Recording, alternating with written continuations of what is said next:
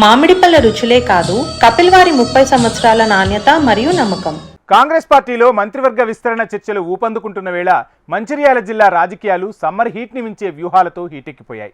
ఇతర జిల్లా నాయకులు బల్లగుద్ది మాట్లాడుతుంటే మంచిర్యాల జిల్లా నాయకులు సైతం మేమేం తక్కువ అనుకున్నారో ఏమో, తగ్గేదే లేదంటూ ఓపెన్ గేమ్ స్టార్ట్ చేసేశారు. ఈ రాజకీయ రగడ ఇప్పుడు జిల్లాలో హాట్ టాపిక్గా మారిపోయింది. ఒకవైపు డిప్యూటీ సీఎం మల్లు భట్టి విక్రమార్క, మరోవైపు సీనియర్ మంత్రి శ్రీధర్ బాబు. ఇంతకంటే బెస్ట్ టైమింగ్ రాదనుకున్నారో ఏమో.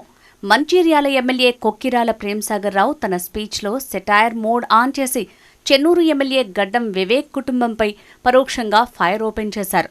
ఏప్రిల్ 14న మంచిర్యాలలో జరిగిన బహిరంగ సభలో ఈ ఇద్దరు బడా నాయకుల సమక్షంలోనే ప్రేమ్సాగర్ రావు హైకమాండ్కి క్లియర్ మెసేజ్ పంపారు.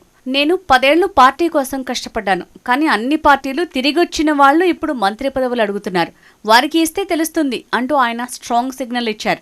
మంత్రివర్గంలో తనకు చోటు లేకపోతే అది ఆదివాసీ సమాజానికి, మాజీ ఆదిలాబాద్ జిల్లాకు అన్యాయమని ఆయన హిట్టింగ్ డైలాగ్ విసిరారు. అయితే ఇక్కడ ఎవరి పేరు చెప్పకపోయినా ఈ కామెంట్ గడ్డం కుటుంబాన్ని టార్గెట్ చేసిందని స్థానిక రాజకీయ వర్గాలు డీకోడ్ చేశాయి. అంతేకాదు, అదే రోజు జిల్లా కేంద్రంలో జరిగిన ప్రభుత్వ కార్యక్రమాలకు గడ్డం కుటుంబం హాజరు కాకపోవటాన్ని కూడా ప్రేమ్సాగర్ రావు సూక్ష్మంగా పాయింట్అవుట్ చేశారు. ప్రేమ్సాగర్ రావు విసిరిన ఈ సెటైరికల్ బాణాలు శ్రీధర్ బాబు, భట్టి విక్రమార్కలను కూడా కాస్త కంగు తినేలా చేశాయట. అదే సభలో వీరిద్దరు చేసిన వ్యాఖ్యలు కూడా చర్చకు దారితీశాయట.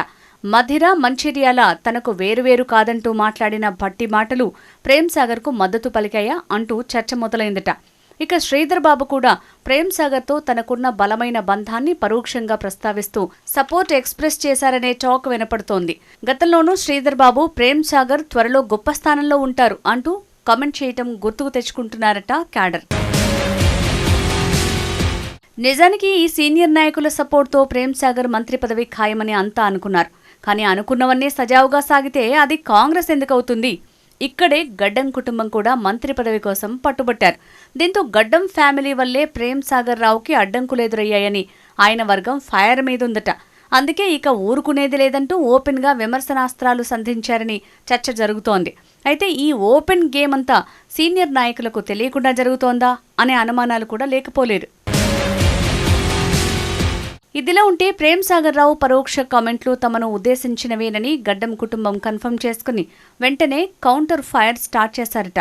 స్వయంగా సీఎం రేవంత్ రెడ్డి మమ్మల్ని కాంగ్రెస్లోకి ఆహ్వానించారని, లేదంటే బీజేపీలో ఉంటే కేంద్ర మంత్రి పదవే వచ్చేది కదా, అన్నీ వదులుకొని కాంగ్రెస్ కోసం వచ్చాం, ఇప్పుడు ఇలా విమర్శలా అంటూ గడ్డం వివేక్ స్ట్రాంగ్గా రియాక్ట్ అయ్యారట. మొత్తానికి మంత్రివర్గ విస్తరణ ఎప్పుడుంటుందో కానీ మంచిర్యాల కాంగ్రెస్ నాయకుల వర్గ విభేదాలు భానుడి హీట్ని బీట్ చేసి మరీ మండిపోతున్నాయి. ఇన్నాళ్లు మౌనంగా ఉన్న ఈ రెండు వర్గాలు ఇప్పుడు రాజకీయ రంగస్థలంలో నువ్వానేనా అన్నట్టు తలపడబోతున్నాయనే టాక్ వినపడుతోంది. ఇదిలా ఉంటే మంత్రి పదవి కోసం ఈ రెండు వర్గాల మధ్య కుమ్ములాటలో కాంగ్రెస్ క్యాడర్ మాత్రం లేగదూడల్లా బలైపోతున్నామనే బాధలో ఉన్నారట. మంత్రి పదవి మినహా క్యాడర్కి దక్కాల్సిన చిన్న చిన్న పదవుల గురించి ఆలోచించే నాయకుడు ఎవరు లేరా అంటూ స్థానిక కార్యకర్తలు వాపోతున్నారు. ఈ వివాదాల మధ్య మంత్రివర్గ విస్తరణ జరిగితే ఆ కుర్చీ ఎవరికి దక్కుతుంది? ప్రేమ్సాగర్ రావుకా, గడ్డం కుటుంబానికా అనేది ఇప్పుడు ఆసక్తిగా మారిందట. హైకమాండ్ ఈ గేమ్ని ఎలా డీల్ చేస్తుంది? మంత్రి కుర్చీ ఎవరి ఖాతాలో పడుతుంది? వేచి చూడక తప్పదు మరి.